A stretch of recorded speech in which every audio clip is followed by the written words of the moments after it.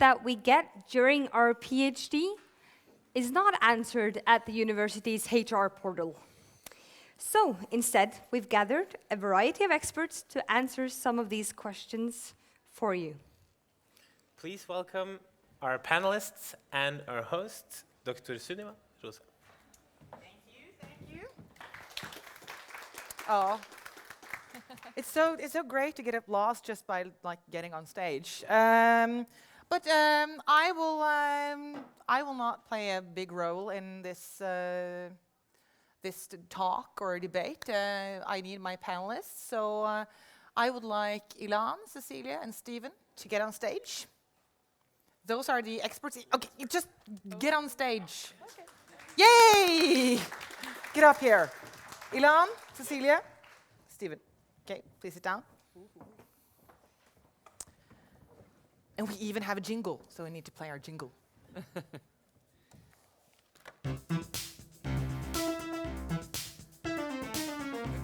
Yeah, it's kind of cool.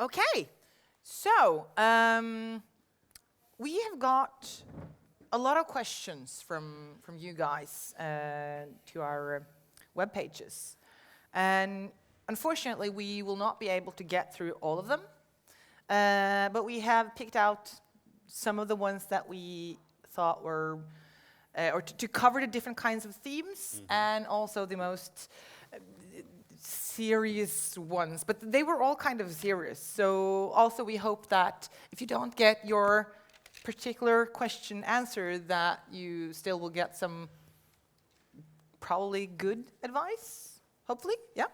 And also sort of where to go, where can you, or who can you talk to about the issues.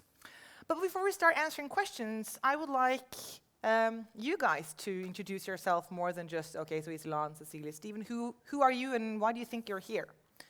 Who wants to start? Ilan. Okay, hello everyone. My name is Ilan Dehli Villanger. I don't have a PhD.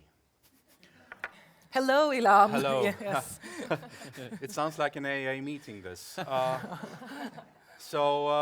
And my background is from psychology. I don't know much about science, but I know quite a lot about the brain and the mind and human nature. I've been working as a consultant and a headhunter, not meaning that I've killed people for their heads, but I recruited people for quite a few years. And now I work as a counselor, mostly for students, but also for PhDs and other employees. So you probably know quite a lot about the kind of issues that students and PhDs are struggling with. Maybe too much. Maybe too much. I Okay. I even lived with one. So, oh, okay. With a PhD. Okay, yeah. yeah. So, yeah. Okay, Cecilie, why are you here? Who are you? Difficult questions. No. Okay, This is a real difficult question. Yes. So yeah, I'm Cecilie, and I have a PhD in nuclear physics. And it's been 10 years since I defended my thesis, actually. Time flies, geez. So right now I'm working as a researcher at the Department of Physics. Working on nuclear physics and astrophysics and how the small things connect with the big ones. And I'm a supervisor for master students and also PhD students. And so I'm So you sure also know this is quite a gonna lot be- about the struggles. Yes. Yes. Yes. Stephen? Yeah, hello, I'm Stephen Wilson. I'm an associate professor in chemistry. I work with analytical chemistry, so I measure stuff in fluids, blood, whatever you have, I can measure stuff in it. And I am also an active supervisor for PhD students and master and bachelor students as well. So I've been doing supervising for quite a few years now. And I heard you like an hour ago or something, and you said that you cried twice during your PhD. Absolutely. That's not much. Twice, that's nothing. I have no clue about how many times I cried during my PhD. I did not cry during my defense, though. I've heard that that has happened. I think it can get pretty emotional during the defense. Yeah. You know, I mean, it's a very, you know, it's an enormous. It's like a marriage with one person, right? Mm-hmm. So, or marriage to the opponents, or something or like whatever. that. Yeah. You know, and sometimes it can even feel like a divorce. You know, Yeah. so from your old self and everything like that. Yeah. So it can be pretty emotional. Speaking of divorce, that's actually a little bit how I feel now because, well, so just to sum up, so you guys, you both are, you have PhDs and you have continued to work in academia and you work with supervising students and PhDs. You do not have a PhD, but you work with, that's okay, but you know a lot about those people and the struggles, and you are also working in academia. I myself, I have a PhD and I have just quit academia. So that's the divorce part. It feels a little bit like I just divorced university and academia. But so hopefully we can say something about these questions. So Can I just ask, can I bring that jingle home so that every time I go home that my wife hears that jingle? Because that would be pretty cool, actually. well, for me, you can do that. It's not I didn't make the jingle, but I'm sure that can happen. And speaking of jingle, so. Right, exactly.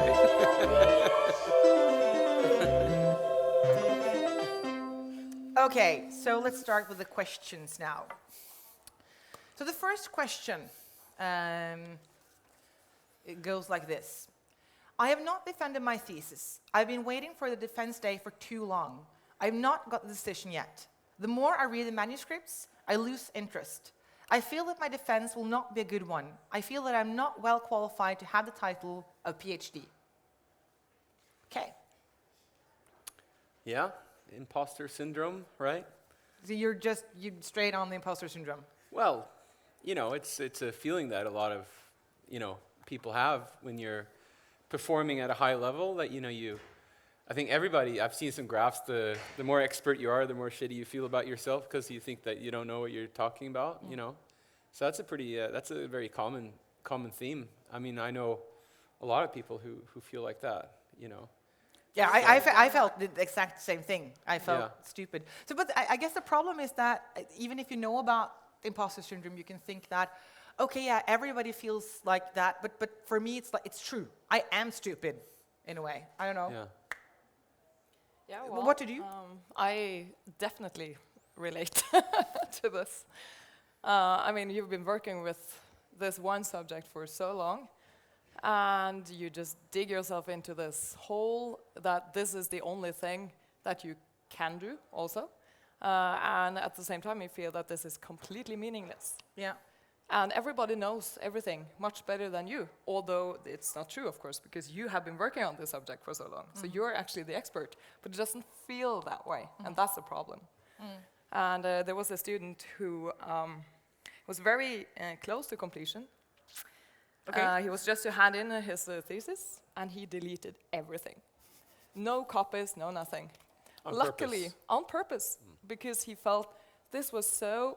It was shit. It just didn't mean anything, and everything was obvious for any person. So there was nothing new, nothing particularly interesting. So he just deleted everything. This was just a couple of weeks before he was supposed to to submit the thesis, right? Yeah. Yes. Okay. So luckily, his supervisor had an old copy, which was not too old, and he was also able to convince the student to go back and actually finish. He did, and got a great job afterwards. Yeah. So he wasn't stupid. No. Oh, how? Well, I mean, It's quite a common thing. I meet both students and PhDs almost every day having the same thoughts.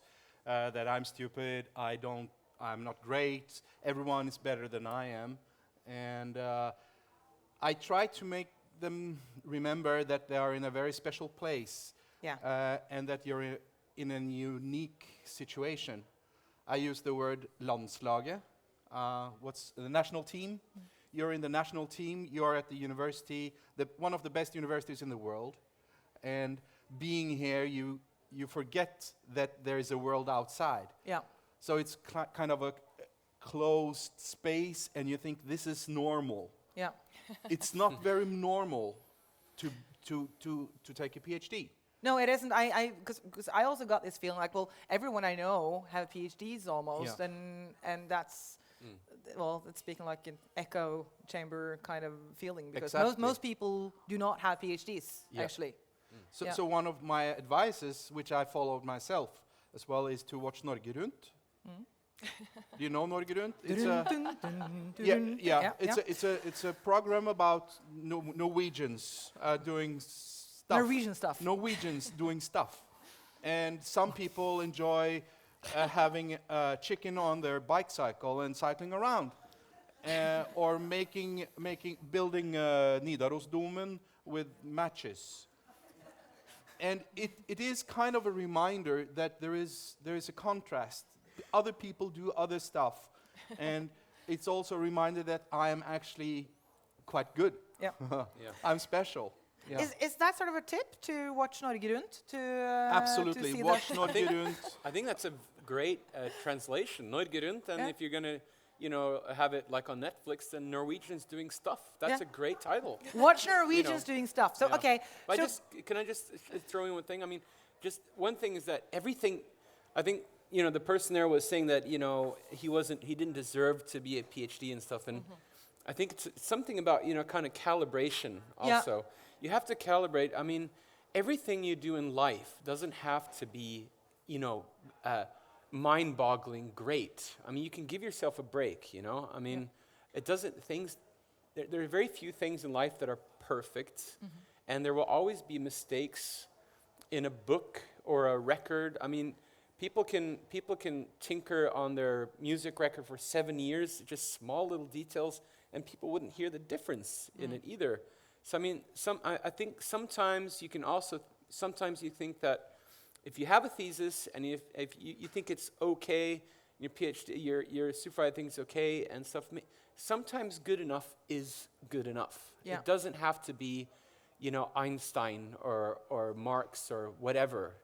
It's okay. So to sum up a little bit, this is clearly imposter syndrome, and we probably all of us have it. I mean, or the special thing here is to not have the feeling of imposter syndrome, to not have the feeling of being a little bit stupid. Give yourself a break. Yeah, give yourself, and that's sort of like, so give yourself a break.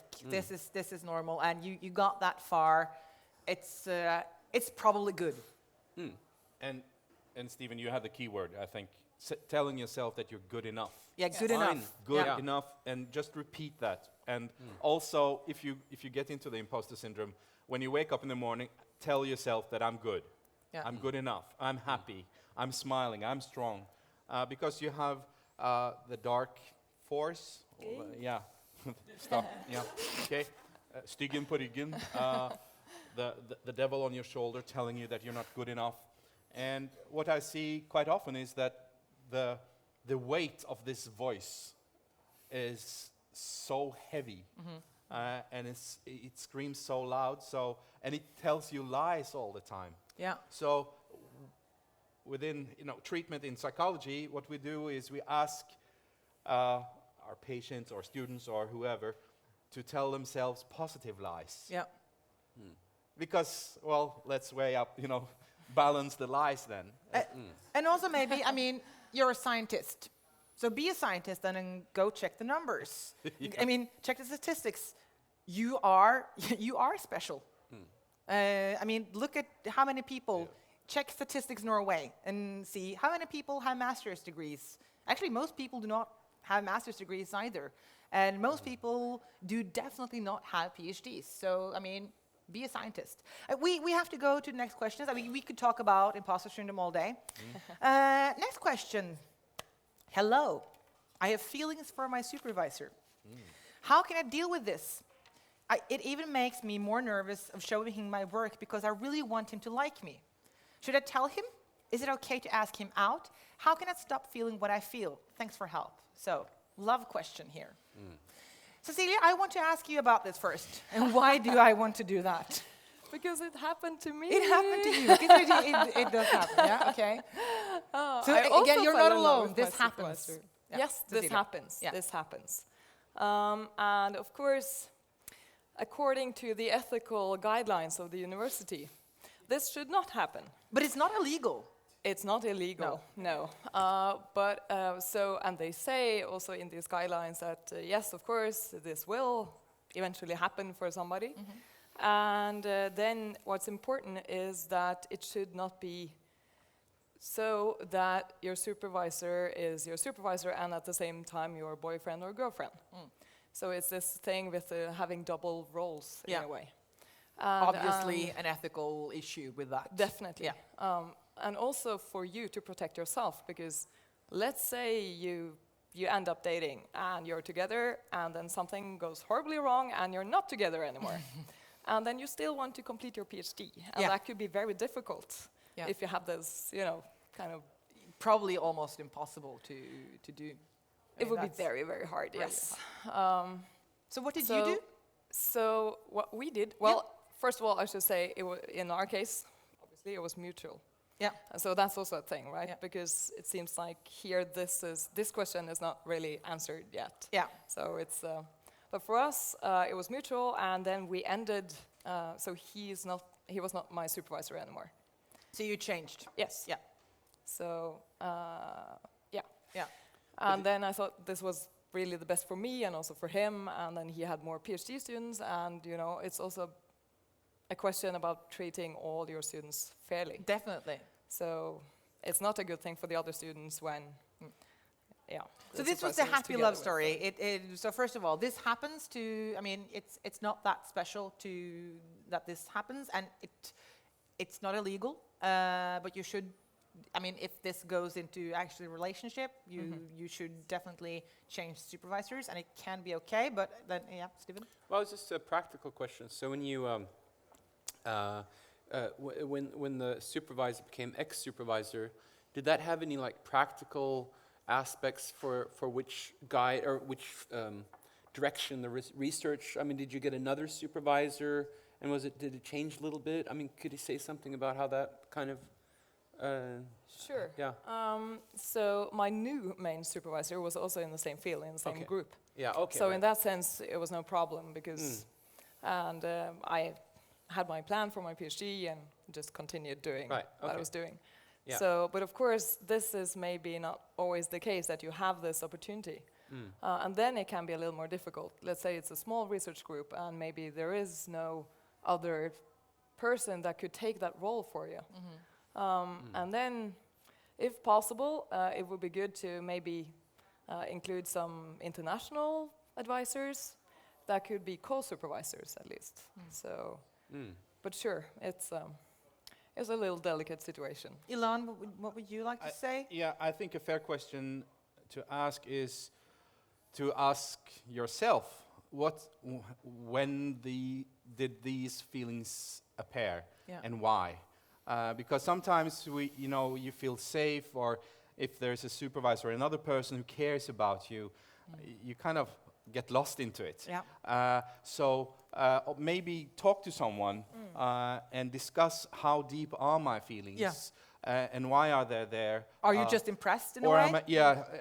Or it might be also this power situation. Sometimes you can fall for the person because of the power of the intelligence and something, and you just you want to dive into it because it's kind of safe and nice and love.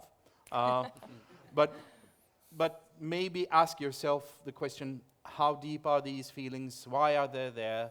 And is this sustainable? And discuss it with someone. So that should probably be the first thing that you do. And if you sort of come to the conclusion that this is from my point of view, this is really love, you can ask him out.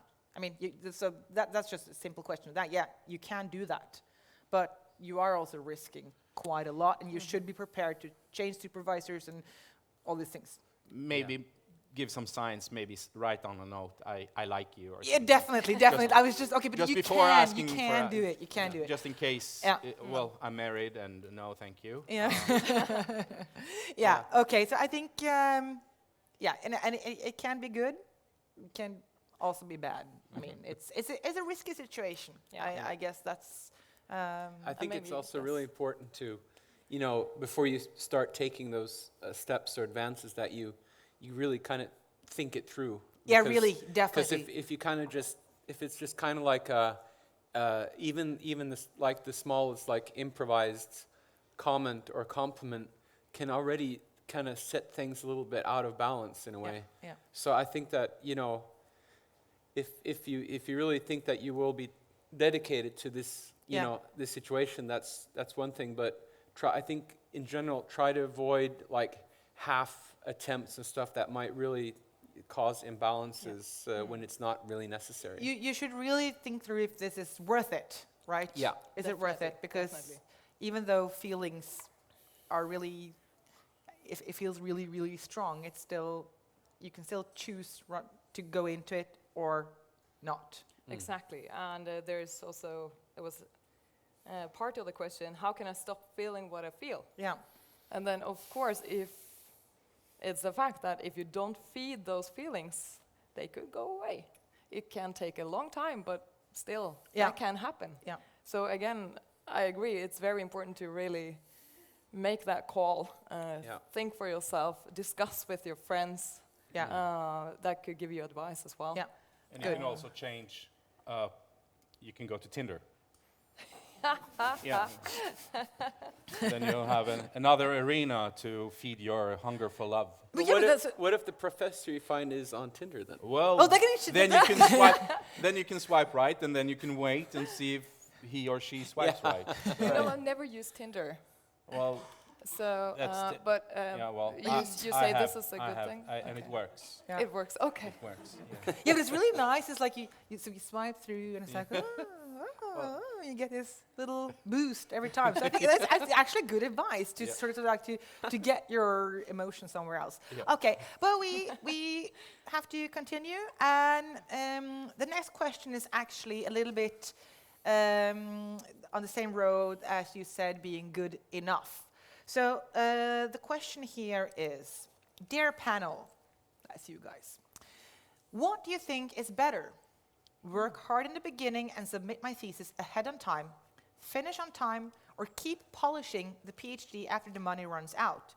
I've heard a few postdocs brag about how many months they had left when they handed in their thesis. Is this really a quality sign? I don't think I can afford the third option, although it seems to be the only way I can finish at the moment. So, question is, what should the student do? Should we take a minute on that? Yes, we could definitely do that, but so as you can put up a Menti and you can say something about, like, discuss the different options, maybe? Yeah. Well, I mean, Is it that common, or, I mean, I mean, is it a quality sign? at our department, it's very rare Yeah. that people have like several months left. That's very rare. Yeah, Yeah. Yeah, should we just go to the Menti? Yeah, so please, people. We will also, of course, discuss this, but we would like to hear your thoughts about this. Does everybody have their smartphones out? Okay, we have jingle for this too. Oh, excellent. It's quite interesting. So now we can listen to the jingle as we wait for the results. Oh, we can't really see, but you can see the people are not in yet.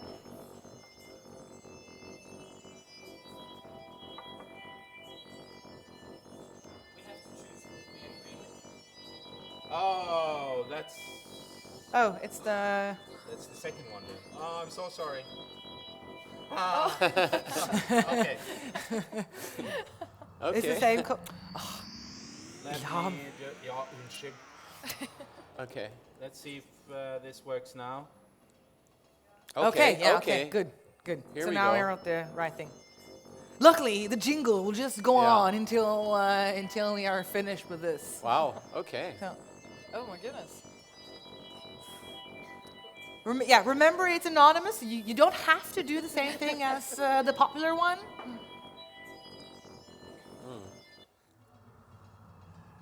All right. Or still, so 20 is maybe. 23. Yeah. We'll just take it one more time and. Yeah. So I think that everyone has. Yeah. Wow, that's great. Yeah. Okay. 20 people say that the person should finish on time. What do you guys think about this? Because the questions were like, is it a quality sign to submit your thesis several months before the money runs out? And what should a student, what advice would you give to the student? I don't understand why it should be a quality sign to hand it in before time. Why? Like, Why would oh, that be- I managed to do this like in a really short period of time. Yeah, but okay. Look Well, at me. But is it possible? It's Yeah, it is possible. yeah, I it's- know about people who did that. It's possible. I mean, sometimes it might. I mean, sometimes there might be like practical reasons for it. I mean, like if you know that there's a job that you want to apply for, and stuff like that. Maybe there's like a postdoc that could fit, and then you might. True.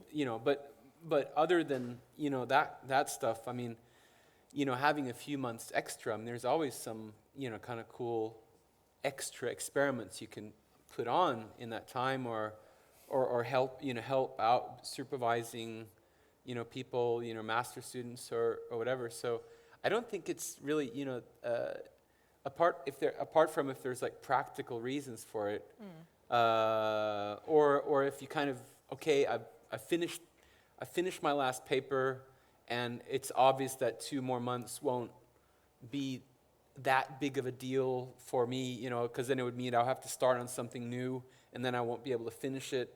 I mean, that's, like situations like that, but to sort of showboat that, oh, look how fast I did this, that's kind of like, look how fast I was able to paint this painting. Yeah. It's like, who cares, I mean, that's kind of kitschy. And let's just be honest, there are some jerks in academia also. So, I mean, bragging Certainly. about, that's just don't be a jerk.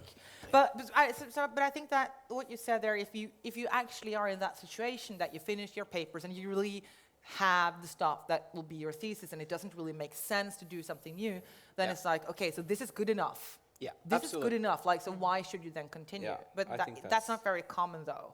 No. I know- mean, yeah. Well, will you say, because you just said, No, why exactly. would you do that? So what would you, can you? go- Sure. So, yeah, I guess in our group it's the same situation. That, I mean, typically it takes a little more time because it's a difficult field. It's super interesting, but there's also continuous development. So, okay, you start out with a good idea of what you're going to do during your PhD, but then you learn as you go along, and it develops into more and more complex things, typically. And then you end up just with so much you want to include in your thesis, and you need to polish it, to use that word, and make it a good story and sort of connect all the dots. And this takes time, and it takes time also to be scientifically mature. Yeah. So, I mean, if you have a PhD period of 3 years, and if you are able to finish in 2 years, I'm not sure if you have maybe reached matured. that Yeah, yeah. maturity. Yeah. That would be a good thing to have for example, a postdoc or another work, So to give an answer to, is this really a quality sign? No, it's not a quality sign. Okay, Ilan? No, I just want to emphasize that we humans are kind of divided within how our personality works and how we use our energy. Some people, half the population, are kind of driven by plans, long-term plans, and working jevnt og trutt. I don't know the English word. Nice and easy, like Steady steady. Steady. Thank you does very it. much. Every day I know exactly what to do. I have a long-term plan, and this is what gives me some kind of safety, and I know exactly, and it gives me energy. And then you have the other part of the population, and I'm in that part. and I have to use a Norwegian word again, når det brenner på dass. It means when it's really, really crisis, when I really have to do something, like short-term goals, then I thrive. I get all the energy because of the crisis. Yeah. So instead of, I could never have a PhD because I know I don't get the energy before, there's one more week left. Oh, And that's boom. a little bit of short time to... Exactly. Yeah. So I think also if there's this person gets energy by the idea of submitting early, Yeah. That's true. Yeah. Yeah, you that's a good should point. kind of, okay, I'm going to do it like, Yeah. I'm short in time.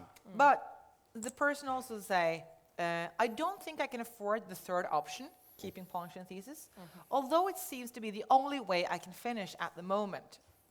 So, And that's also a common problem, right? That Yeah. Suddenly you don't have any salary yeah, because you're hired on a project, for example, and it's 3 years or 4 years Yeah. if you have teaching, and then it's done. Your time is up. yeah. So I guess, correct me if I'm wrong, that we and also the audience are saying that you should try to do your very best to finish on time. It's not a quality sign to finish early, but of course, I mean, we need money. Could be we need, situations yeah, where- so you should really try. Discuss with your supervisor Yeah, in the end what's good enough. yeah. Because So you can, Absolutely, good yeah. you enough. can keep on polishing and polishing and polishing. Yeah. And so Yeah. it's Exactly, so why should you polish and polish and polish and polish? imposter syndrome. Yeah. Impostor but syndrome, yeah. But I mean, sometimes it's also that people just, have a difficulty, just getting in front of the computer and finishing that thing. Yeah. So I think a Just lot of do good it. advice. If you're an author writing novels or a scientist or making music or whatever, just do it. Just Yeah. sit down and write. It doesn't have to be perfect. If there are words you don't like, just put it in yellow. That means to yourself, okay, I'll fix that later. But just keep on writing. And just do it. That's I think that's a key advice for a lot of researchers is Just do it. go for it. Yeah, you put know. on your Nikes and just do it. So, and Absolutely. Yeah. try your very best to finish on time. Okay, I think that we will do a short jingle here.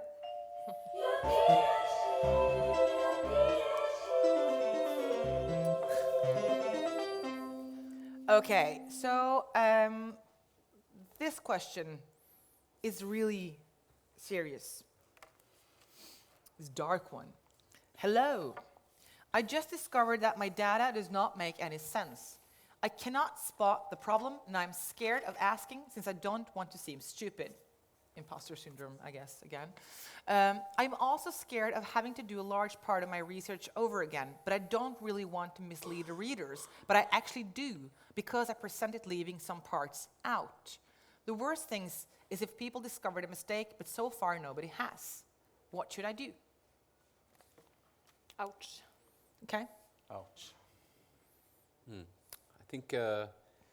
I think there's a saying from I think it originates from the New Testament that the truth will set you free, and I think that's a very important rule to have in science, because I think in science, if you are completely honest, or at least as honest as you can be, in the sense that you try your best to present what you think is the truth, right?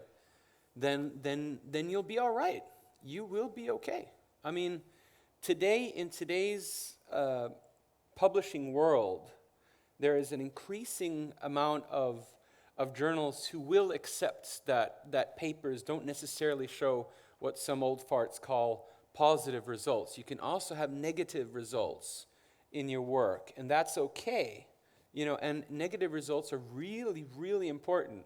If some of you guys were here when I had my presentation earlier today, there was a paper in The Lancet by a guy named Andrew Wakefield Yeah.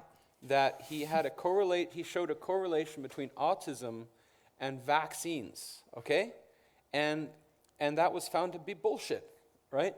And the reason that was found to be bullshit was that other scientists tried to reproduce those results and got negative results, meaning that they could not confirm what their hypothesis was, namely that was working. And that was super important, so that there are scientists out there that are presenting data that they might not be the most, as it's called, the most sexy data in the world, but data and research, all that stuff is important. And the more honest, the more data and everything, the better it is. And I promise you, if you have good data, if you've done the okay work, it will be published. I guarantee it.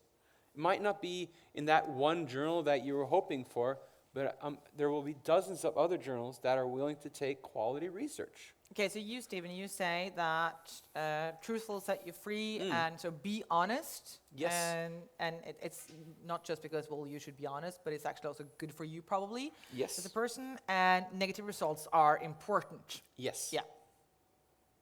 Other things to say about this? And so I'm thinking that please go and ask about this. Talk to your supervisor? Yes. Although, yeah, I do see this I don't want to seem stupid thing, but Of course. But don't think that you're stupid. You have actually discovered that there's problems with the data. That's a good thing, right? So that means you do have the right attitude towards what you're doing. So you're not just writing something and You are on the right track, actually, yeah, as a scientist. absolutely. This is a You good- discovered that there's something wrong there. Yeah, yeah. That's super Yeah. good for you. And So it's go and say, I don't understand this. There's something wrong, or I have missed something completely. Can you please help me figure this out? Yeah. And get somebody else to look at the data together with you. Because, okay, it could be that you have done something wrong with the data, or that there's a problem with the measurement, or some other problems, or you have seen something new. And if you continue on this road to publish this, and you know that you are actually cheating, Oh, that's so bad. That's really, Don't do really, that. really bad. Yes. And also for the supervisor. yeah, because, that's I mean- it's not a road you want to go down. Yeah, Yeah. absolutely. So that's actually a tip that I often give to master. I mean, this is probably a little bit too late, but actually, when you are choosing your supervisor, it should be someone you are not afraid to sort of to look stupid in front of, because I mean, Everybody makes mistakes. Yeah. So even the best physicist or scientist in the world will make mistakes. Physicist, scientist. Yeah. No, but I also think Physics. when you're, because we discussed earlier this week about how many of you are actually going to work in academia, and it's 5%. 5%? Maybe 5. Yeah, around 5%. Yeah. 95% have to find a job outside. They have to divorce academia, like I yeah. just did. Yeah. And if you start to your career by cheating, hiding, you will get lost, and you will have a hard time. And I think if this person has found out that there's something wrong, I have to deal with it, you get this kind of argument that you can use when you're in an interview, because you can say that I struggled through my PhD and I found that all the results were like worthless, and I had to restart and I had to struggle through everything. Then I would, as a ex-headhunter, I would say, wow, that's great. Yes. Because you've met struggles, you know you're ærlig, Honest. You're honest, thank you, and you know how to deal with this problem, and this is the kind of employee I need. Yeah. Because then I know where I have you, and so it's actually quite worthful. Yeah. Yeah, But of course, worthy. I do understand. I mean, it does suck to have to do a lot of work over again. That's not fun. I do understand where this person comes from. Like, you have to do this over again. But then again, maybe that is science, to do stuff over again, or I don't know. Yeah. Exactly. Yeah. Over and over and over again. Yeah. So also, if you really hate that doing things over again, work those extra 70% to get just 5% higher in your work. Maybe that's also a sign. I'm just guessing that maybe that academia isn't where you want to be later after your PhD. Yeah. So then also it doesn't really matter if you're sort of thinking that, well, I need these results because that's really important for my career in academia, but maybe you're not actually meant to be in academia. Yeah, well, Or- I mean, I don't know. but even papers that, there are statistics that show that if people are in academia and when people publish results that are wrong or that they have made mistakes, then I saw on Twitter there was a paper on this in PLOS One or somewhere like that it showed that scientists who retracted their papers on purpose because they found mistakes, they also tended to be cited more afterwards, right? And that might be not only because it might be because they're just becoming better and better scientists after that, but the point is that it might not be too off to assume that it's because other researchers appreciate, okay, this guy or this girl saw there was a problem and they were totally honest about it. And because I know people like in stem cell research, they've thought they've been working with stem cells, but there have been like contaminants. And this one group, they retracted a paper in Cell, which is like one of the biggest magazines ever, right? But they got so much cred for that because it's like, wow, you're pretty cool that you put so much, respect in, doing a good job that you're actually pulling a Cell paper. That's really cool. I mean, it makes sense when you're telling it like that. But okay, so to sum up a little bit, that back again to truth will set you free. I think that's actually a good thing. And just to be very clear towards this candidate, that if you continue down this road, you are cheating. You're actually cheating, and that's bad. That's really bad. You have to talk to your supervisor. And it will ruin your self-esteem and Yeah. yeah.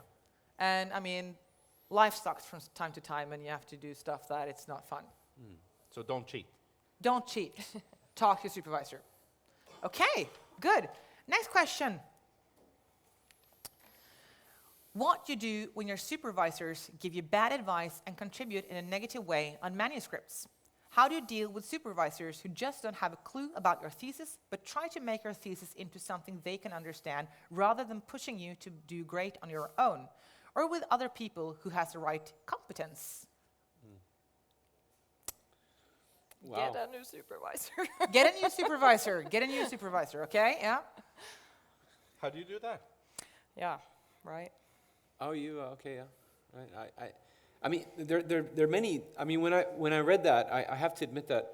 I mean, of course, there are a lot of supervisors who, well, not a lot, but you have supervisors out there who just aren't up for the task, right? But I think it's also important to realize that sometimes when your own competence or expertise starts to get higher, then you might start to look at your supervisor in different eyes. It might go from being this, paternal or maternal figure, and then at some point, you might, when you're getting up, you might actually start looking at your supervisor as almost like a competitor, in a way. And this person is like, who's this person to tell me what to do and what's going on? And you start looking down upon the ideas of the supervisor. And I think, and so in those cases, then I think it's important to remember to try to exercise some social skills, because, okay, maybe you are getting better than your supervisor in a particular part of research. That's totally possible, and it should actually probably be expected as well. But your supervisor might be savvy in other areas that you're not into, how to write that manuscript simple, because the person is like complaining that he wants the manuscript to be written simpler or something like that. Maybe that's a trait of the supervisor, is to be able to write this manuscript in a way that everybody can understand it, or something like that. Has anybody seen that show Mad Men? That show about the commercial? Okay, so this one guy, he's like really complaining at work. He doesn't want to sign a contract with him. And then his old boss tells him about the story about this Japanese a baby who's carried. No, wait. When I think about it, it's irrelevant. But Okay. but I guess the point I want to make is that try to look for your supervisor's qualities. They might be other ones than what the one that is in question. Okay, so you say take another look on your supervisor. They might have qualities that you're sort of focusing on just one quality, but you have different qualities. You said change supervisor. So why do you think that? Why was that your first go-to solution?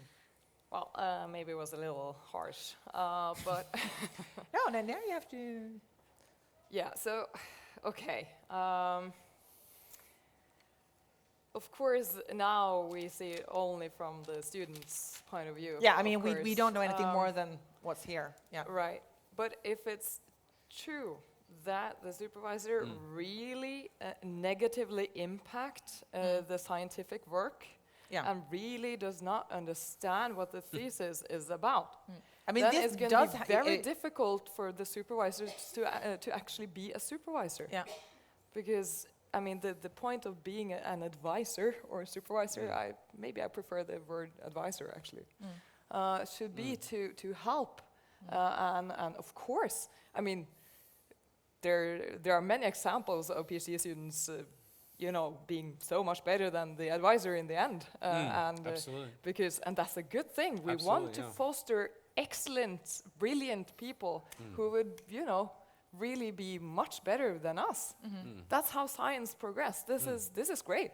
So of course, but at the same time, if there's so it's still, I mean, the supervisor does not need to know every detail No. about the thesis, but at least have a supportive attitude and try to help you. So how? Because here it seems like also that the supervisor is kind of hindering Yeah. the student to seek advice about among experts in the field, if I understood this correctly, the last sentence there. And then that's very bad. That's very bad. bad. So if the student tries to approach people who are experts, and the supervisor says, no, you should not do this. You should just stick to what I'm telling you, anyway. This is not good. No. So we should always try to make students go What forward. are you trying to? I'm trying to talk Sorry. about. No, thank Talk you. too much. No. But people skills. That was one of the yes. key words. And I think that on your way through a PhD, you also have to exercise other, your people skills, becoming a professional. So try to exercise taking meta perspective. True. Try to kind of float above the situation and understand how you affect the supervisor and how the supervisor affects you. What kind of language do you use? How is your body language? How do you approach your colleagues or your supervisor? Do you approach like this? I don't care about you. You're stupid, or I'm interested in what you're thinking. How to mirror the other one. Which words do you choose when you talk? Because I think that's a very good point. I mean, But the that's the relation with the supervisor is obviously but good being a relation PhD, is- you have to maybe, or you should. You should, because take a step backwards and just try to understand the whole situation. Maybe even discuss it with someone who is good with people skills. But I think that's the problem with this is that, I mean, we have sort of created a system, academia, where, I mean, we don't work on people skills. We have a system where, some people do, but the system is not about people skills. The system is about publish or perish. I mean, that's really what we made. So, in a way, we created this. We haven't really created an environment where where these things are valued and. Well, but I think that, I think it's sort of like an underlying, like sociological factor again, because you have to have there are a lot of parts in academia where you do have to have people skills where you might not necessarily know that they are. And an example is like, how many people here have sent a manuscript to a publication? Are there any ones here? All right, yeah. Have you gotten reviewer comments yet on these? Yeah. Did you think that the reviewers were morons? Yeah, Sometimes they are. Yeah, but that's my point. I mean, these people who are reviewing your papers, I mean, they're not morons. They might seem like they're morons from what they're writing, right? But they are most likely experts in the field at some level, right? So and I think that's also where the people skills comes in, as in the same way as how you're addressing your supervisors. Even though you think that these people are morons, but if they do have comments on what you're doing, I think most reviewer comments you will find that have some level of value to it. Even if it's just a small little thing, but almost every paper, no matter how moronic the reviews are, get better after you have gotten feedback on it. And I think that's the same way about a supervisor, as even if the supervisor is not in agreement with how you do it, maybe you can use that tension to be able to express your point even better. So use it to your advantage, you know. True. So now we have discussed a little bit around this question, like maybe you are not right, maybe your supervisor actually has a lot of qualities that are good and all these things, but a lot of the questions that we got for this event that we do not have the time to comment on are about this relationship to your supervisors and what your supervisor, and they're kind of serious if they are really true, because we, of course, we only see the side of the student here and not the side of the supervisors. But so I think we have to talk a little bit about this, like, what do you do if this really is bad? If you need to change your supervisor, what do you do? And what do you guys think about, like, how do you think that supervisors should be? Like, how should you work with your PhDs? Well, I think it's very dependent on the relationship that you have with the person. I mean, some people are more, explosive or impulsive, in their nature, and they might require a different dynamic with a supervisor than someone who, to be honest, prefers to be super submissive, and just wants a very strict plan and how you do that stuff, And I think that's also very important when someone is being hired, for a position, that that type of chemistry is also looked out for. I mean, from both sides. That you don't only look at the CV or that you've done this and that or whatever, but it can be. I think the interview is an important factor when you're going to be hired for a position like that. But I think that it's like when you're a supervisor or a student or whatever you call it, it's not like you haven't really chosen these each other like you've chosen your best friends or whatever. It's almost like kind of like being neighbors. I mean, you're kind of chosen it because you both agree that you like to be in that place, living next to each other. But it's not like you've chosen to live together, right? And I think that the social interactions are very important, and also with neighbors. I mean, Norwegians can be also bad neighbors, like you see on Norwegians doing things, but then you might have to consider jumping ship and getting a new neighbor if things just get totally out of hand. Yeah. And I also want a good trick is to share expectations. Yes. So when you start your PhD or during some phase of it, you should share, these are my expectations. So this should happen at the beginning, right? Absolutely. This should really, you should have a meeting with your supervisor where you exchange these expectations. And also you should mirror how you understand the other one. So these are my expectations, and then you get the expectations from the other one, and then you should interpret them and send them back. Yep. So your expectations are like this and that. Did I understand you right? Yeah. Because there is so much misunderstanding in language and communication. So that is also one of the professional skills, I think. People skills. Oh, so this is where you want to go. Oh, great. No, you shouldn't go there because I've been there before and it's a dark place. So it's like discussing it and then you understand you have a mutual interest in understanding each other. So Yeah, I think that's super important. And I mean, when you're a PhD student, you have maybe some idea of what you're going to do and how this is going to happen.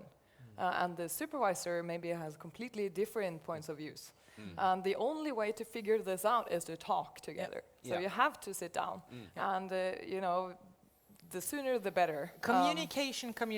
Absolutely. Because also all PhD candidates are different, and you have those who feel like they get too little supervising, and the ones that feel like they are getting too much supervising, and that could probably be two candidates with the same supervisor. So it's, I think this exchange is important. But we are almost finished here. If you need to actually go to that, I mean, you need to change your neighbor. You need to change supervisor. Well, I mean, where can you go? Who can you talk to? Because you can and you should talk to other people than your supervisor. It's not just your supervisor here at university. Yes. What do you do? So you have this PhD board at the institute that you should go to and talk to.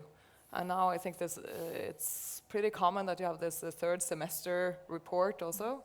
And then these people who sit in this board, they have a taushetsplikt. They can't talk to others about anything. So you can come to them and be discuss honest. And be honest. Absolutely.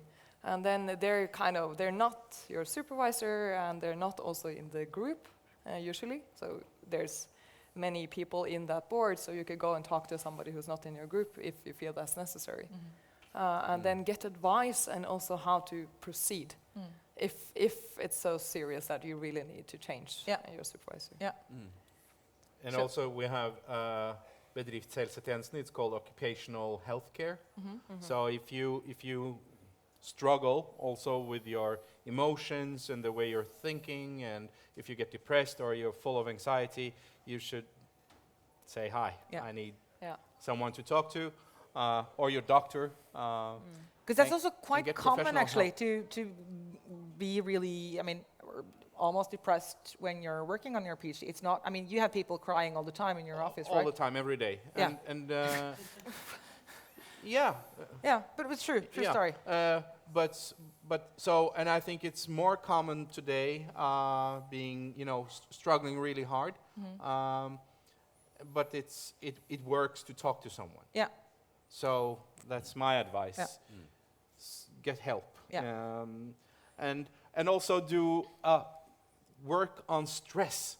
I have to talk about stress. 30 seconds. 30 seconds of stress, and then I'm summing up. Stress summing is the up. worst thing. So Search on the internet, look up how to deal with stress. Breathing exercises, running exercises, thinking exercises. If you get too stressed, do something about it. And don't stress with that, but try to do something. And that is breathing, walking, hanging out with friends. You have to say one thing? Because I was so stressed out when I had it in my thesis. So a month after, I couldn't stand. I had to, have some support because I felt I was going to faint. And it turned out I thought I was sick, like really seriously ill. It turned out that my muscles in the neck were so tight, so they just contracted like this.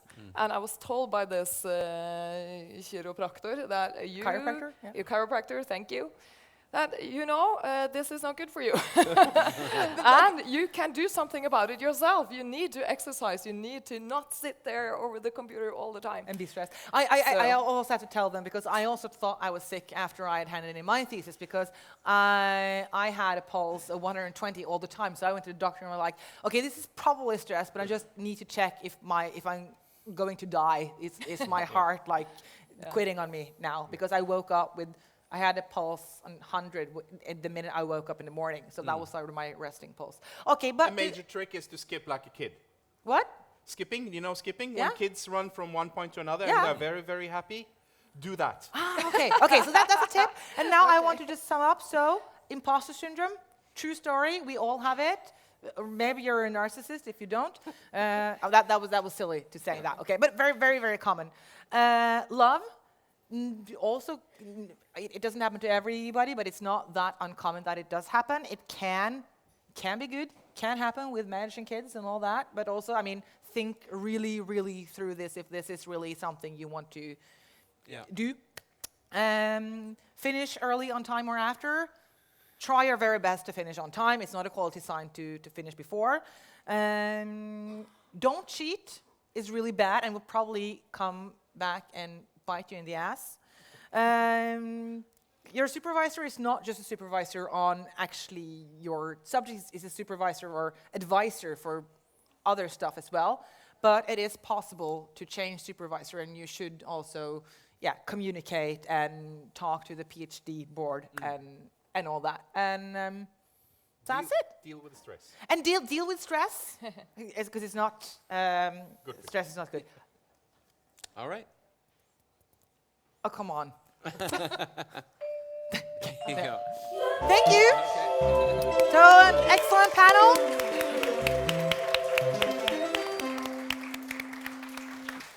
Thank you so much for these lovely advices. And Stephen, we have a feeling you can't handle two. No. So you already got one.